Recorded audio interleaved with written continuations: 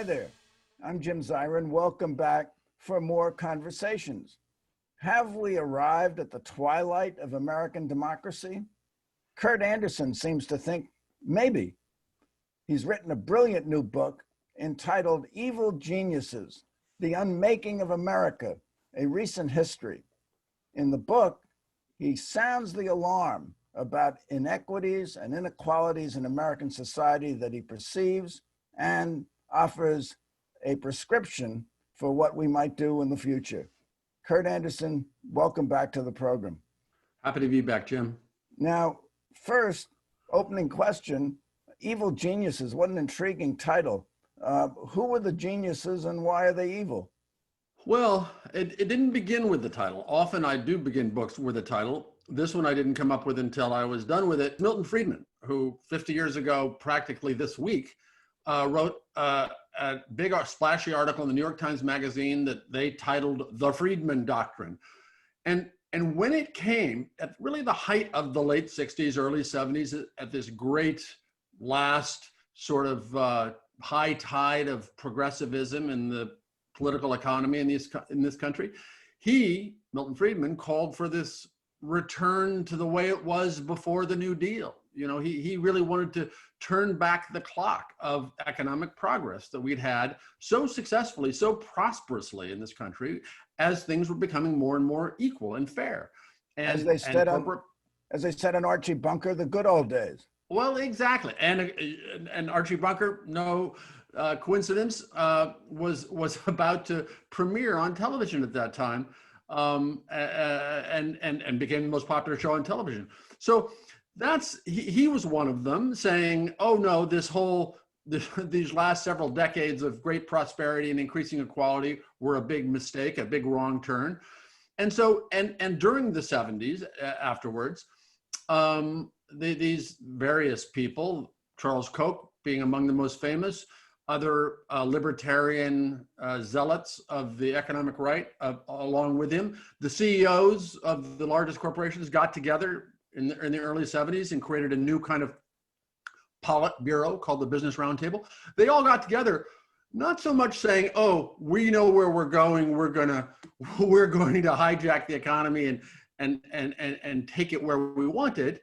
Rather, I believe, in the story I tell in Evil Geniuses, is that they were so freaked out by EPA, OSHA, all these regulatory oversights that were suddenly being laid upon them, and the general public sentiment against big corporate power that was scaring them. And so they got together and started a long game that was more successful than they could have imagined.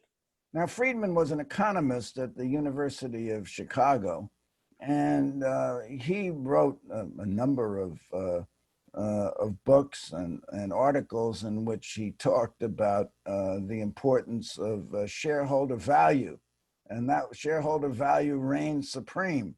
So that was more important than any obligation of the corporation to improve society or improve the lot of Americans.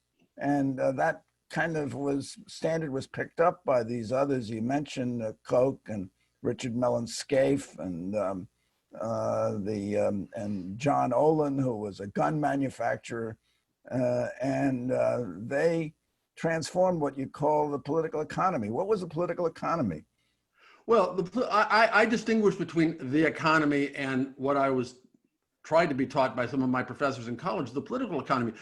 We think of the economy, the economy is, how is unemployment today? How is inflation today? How is economic growth today? Those are all important things, but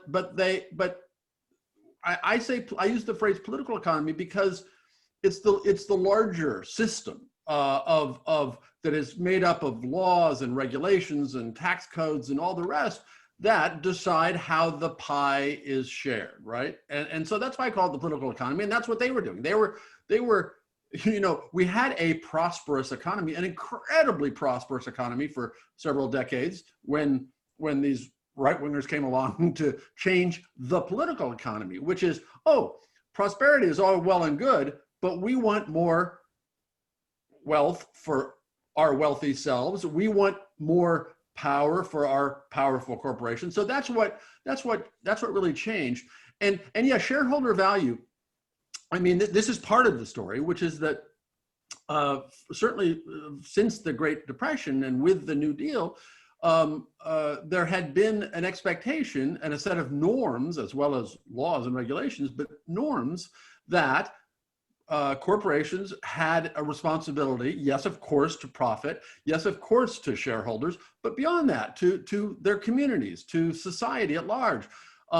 And what Milton Friedman and the kind of what were then far right libertarians and are now mainstream were arguing is that no, they had no obligation beyond maximizing their profits absolutely and completely to the exclusion of all other values that we Americans believe in. So that's really what happened, and that was the change around 1980. That took them a decade to succeed, and they did.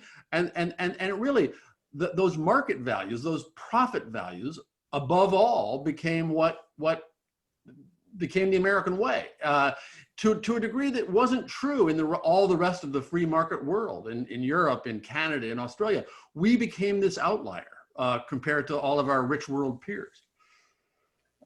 Now, we have the situation today where we have enormous economic and income disparity.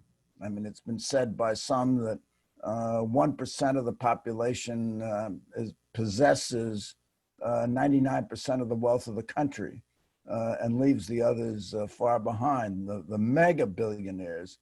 Now, have they been created by these evil geniuses who changed our tax policy and really changed our entire emphasis on shareholder value?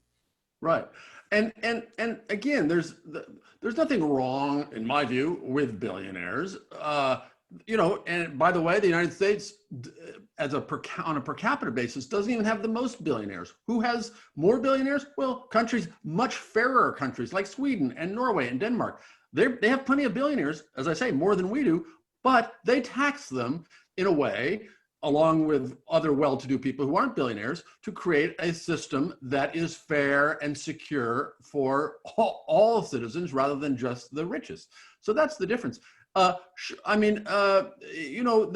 have always been very rich people, and fine in our free market economy, but they need to pay their fair share that they're able to, so that the rest, the 80% of American citizens who are living, if not hand to mouth, with great insecurity, have a chance to rise, to feel secure, to feel content, and to get their fair share of the pie. So I don't focus so much on billionaires, although when we have a system that is so unfair, the grotesque, the fact that our 600 billionaires have become, just for instance, in the last 6 months of this pandemic, so many billions richer, while the rest of their fellow citizens are as insecure and more insecure as ever, is a grotesque disparity. So, my focus in this book and in general is not so much on, oh, the billionaires are terrible. The billionaires are terrible if they can have so much political power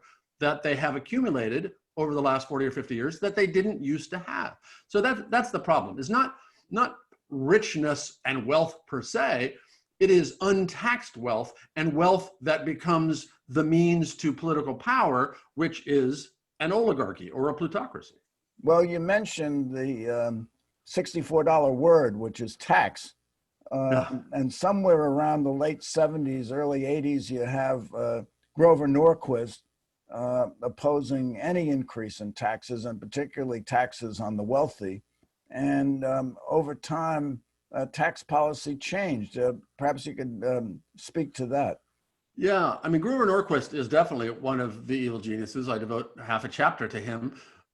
He started Americans for Tax Reform, which has been and remains this incredibly influential and important institutionalization of what became the Republican idea, right?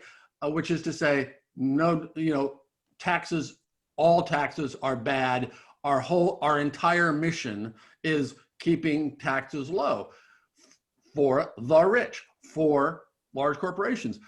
Grover Norquist created this pledge in the late 80s that basically required all Republicans running, certainly for Congress or the House or the Senate or president, to say, no, I will not increase taxes, period, end of story, which is an absurd way to try to govern a country.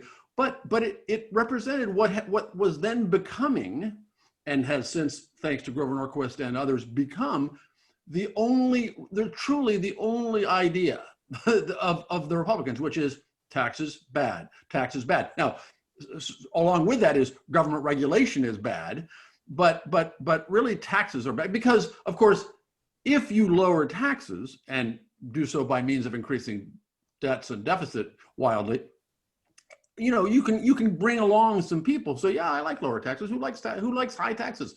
But for the evil geniuses, for the billionaires, for the rich people, it is really about their taxes being low because they are the ones who monstrously benefit from that. And again, the same kind of trick happens with the stock market. Oh, the stock market's doing great. The stock market's still in the pandemic doing great. Well, and yes, half of Americans own some stocks in their retirement funds and so forth. But I just, every time people say, oh, but the stock market is important for everyone. Well, it's important for half the people who own some stocks, sure, and they're tens of thousands of dollars in stocks that they might have in their retirement funds. But this is the fact. 10% of Americans own 84% of the stocks, just like 10% of Americans get 84% of the benefits of tax cuts. So that's the thing. I mean, I am not, nor should we be, pro-tax per se, but the tax system that makes sense is the one that allows us to do what we need to do and share the economic pie for the majority of Americans rather than just 1% or 10% or 20%. Now, you don't blame this situation solely on Donald Trump because you go back to the late 1970s or early 1980s when it all starts. But can you also, if you're dealing out blame the liberals, the Democrats in Congress for going along with unfair tax policies? Senator Schumer is a great apostle of the carried interest, which has no rationale except to benefit billionaires.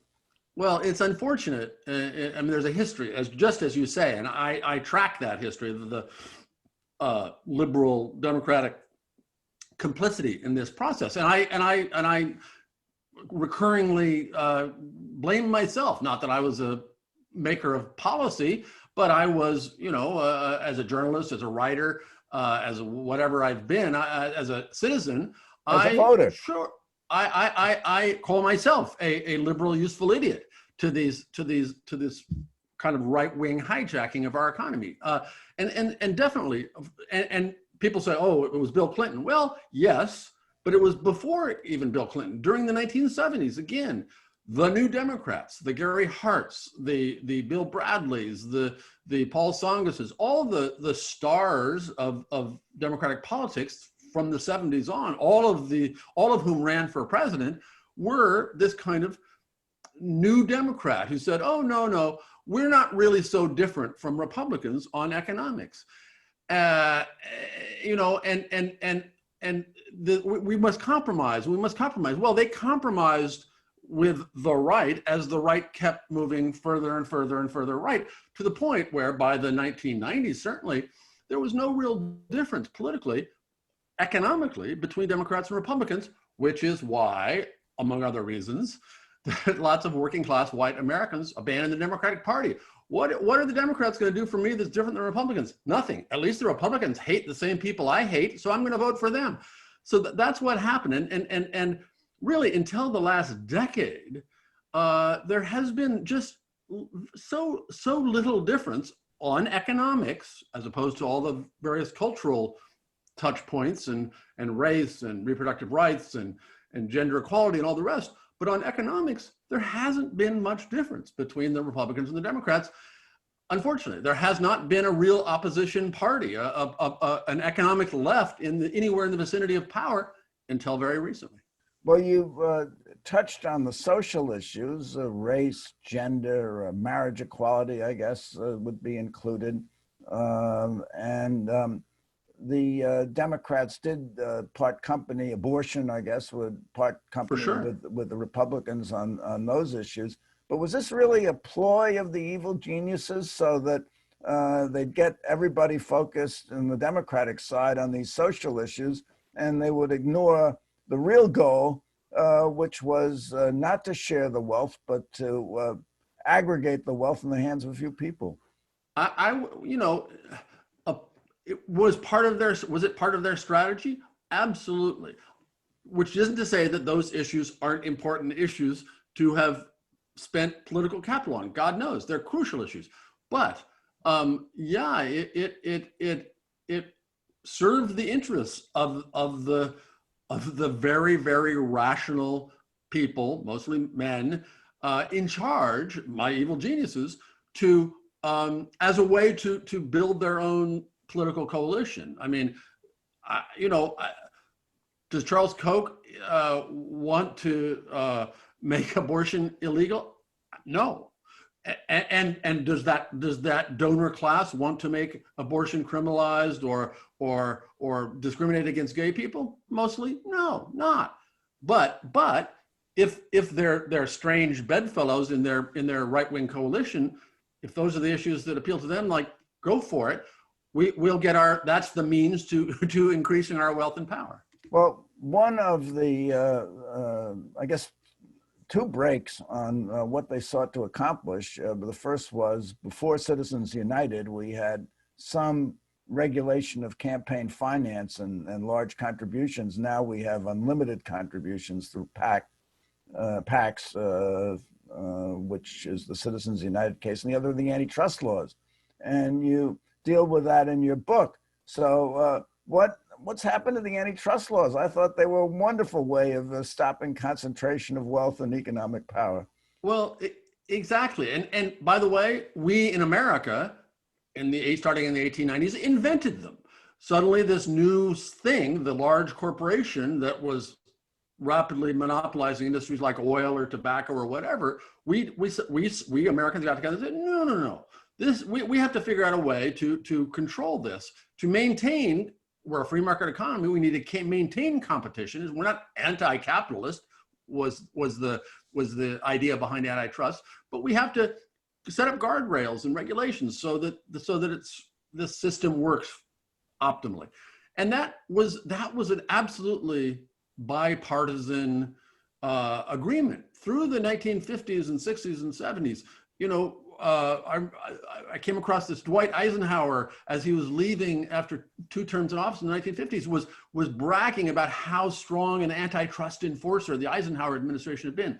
So this was not some lefty thing. It was the consensus. And then, but there had been this University of Chicago, Milton Friedmanite, Robert Bork cohort of people during the 60s and 70s writing and maneuvering to change the way people, the law and the judiciary would think about antitrust. And they succeeded. And I didn't realize until I did the research for Evil Geniuses. I knew about Robert Bork, of course. He was the guy who was appointed. He was the guy who was appointed to the Supreme Court, and right. I guess by Reagan, and he right. failed of confirmation because his right-wing views were off the wall. The Senate wouldn't go along with it. Well, and interestingly, he was yes, exactly, and it was especially his arguments 20 years earlier against the Civil Rights Act, saying, no, every restaurateur, if he's a racist, has a right to exclude Black people. So that is the thing that really got him dinged in 1987. Well, on gender, he said, I remember he testified before the Senate that the 14th Amendment, the Equal Protection Clause, didn't protect women. It only protected Blacks because that was the original understanding. Correct. And no one has interpreted it that way since. No, exactly. And when they dredged up the article that he wrote in 1963, saying how horrible and dreadful the Civil Rights Act would be because of its violation of economic freedom, that pretty much did him in. However, on his way to that moment of becoming famous for being rejected as a Supreme Court justice, In 1978, he published a book called The Antitrust Paradox. Now, that had been his specialty, antitrust, which is to say, anti-antitrust. Let's not do this anymore. He published this book that had more influence, I would say, in our economy than any single book since Adam Smith, practically. It changed the way lawyers and the law and the corporate legal establishment thought about antitrust. It was quoted in a Supreme Court decision a year after it came out, and it really changed and eviscerated and emasculated how we use antitrust to fight monopoly economic power and political power in this country. Well, have we had a significant monopolization case really since Standard Oil way back when? I mean, we had Microsoft, but then the government caved and exactly. I mean, Microsoft, US versus Microsoft back in the end of the 90s was the last epic one. It did have a good effect, even though the Bush administration came in and caved, as you say, but it did have the effect, at least at that moment, of scaring Microsoft off from monopolizing the new internet, right? Which was just emerging. And therefore, Google was able to, which had just been invented, just come along, was able to grow. Facebook, which was about to come along, was able, because Microsoft was tamped down by that antitrust case, was able to grow. And as soon as that happened, because antitrust enforcement was the last hurrah, those companies, Google, Facebook especially, are now monopolies unlike we've had since Standard Oil in the 1890s.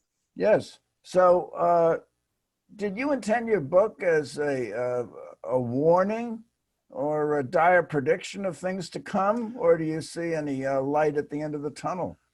Well, all of the above. I didn't really, I had seen this, I had hunches about it, but I couldn't find a book that was a sort of, easily digestible history of what the heck happened since I was a young man and became between youth and middle age. How did this happen? And so I wanted to find that out, and just how rigged the system had indeed become. So is there light at the end of the tunnel? I think so. There is. I mean, unlike my previous book, which we talked about last time I was here, Fantasyland, which is really the problem of magical thinking and our American weakness for exciting falsehoods. That's harder to fix. That is what it is, and it's gotten worse, but that's harder to fix. This systemic inequality and systemic insecurity, systemic immobility. It's harder to rise now than it ever has been in this country. We are rapidly running out of time, but I wanted to ask you about COVID. I mean, COVID is a reality, but it's also a symbol of what the evil geniuses have done and the disparity that exists. Why don't you just talk for a moment? Totally. About that? Well, I had the good fortune, I guess, of turning in this book in February. So I had, and it said last chapter to come when I turned in the manuscript. Well, I had February and March and April and May to write the last chapter focused on COVID and how the response, this administration's response to COVID and the political rights, the economic rights response to COVID is like a perfect case study that all that matters and what really matters is the stock market staying high, regulations staying low, business profits remaining high, to hell with public health and 200,000 people dying. I mean, that's just true. And I use our experience of COVID and certainly this administration's and the right-wing establishment's response to COVID as illustrations of this horrible place and horrible set of values and priorities that we. Plus Fantasyland, no one has to wear a mask. Well, exactly. And again, it's exactly how these two books speak to each other. Nobody has to wear a mask.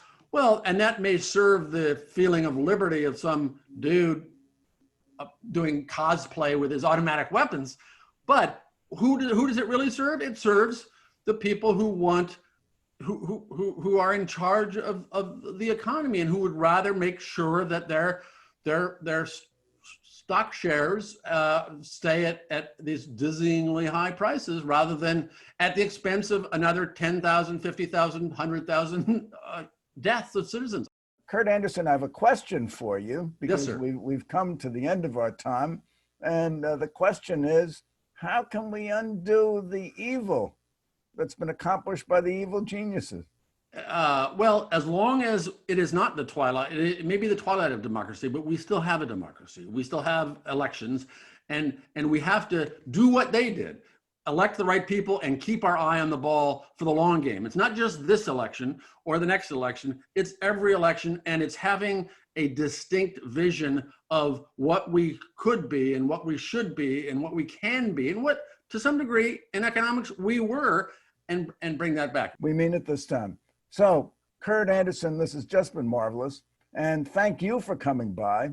And thank you for coming by, and tune in next week for more conversations. I'm Jim Zirin. Be well, stay safe, and all the best.